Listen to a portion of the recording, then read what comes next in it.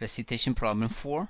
When some stars use up their fuel, they undergo a catastrophic explosion called supernova.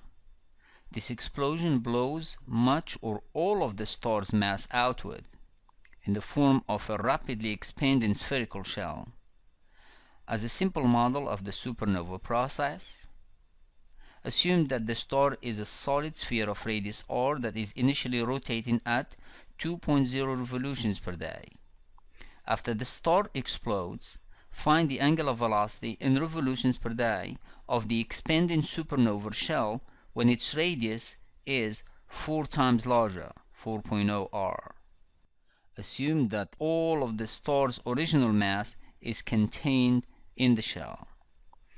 Clearly, this explosion happened due to some internal forces within the star. Therefore, the net external torques equal 0.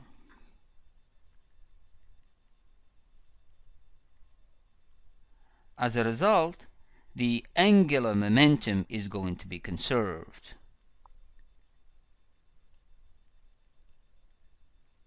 The angular momentum is known to equal moment of inertia times angular velocity. I initial omega initial equals I final omega final. Since the star is considered to be a solid sphere, therefore its moment of inertia I is equal to 2/5 mr squared. Substituting the moment of inertia initial and final by their respective expressions, we find 2/5 mr squared times the omega initial is going to equal 2/5 m. Notice that the r is 4 times larger squared times omega final.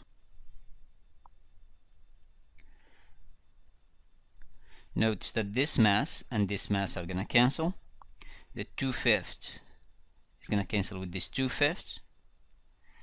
Alright, what do we have now? We have r squared times omega initial equals 4r squared. When you square that one, it gives you 16r squared times omega final.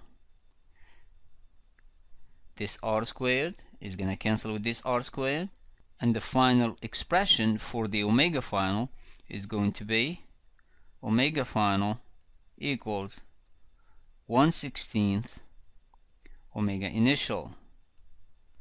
Solving for omega final, we obtain 0.125 revolutions per day.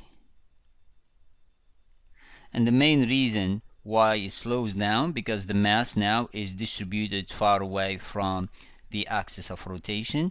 The moment of inertia increases, automatically the angular speed has to decrease.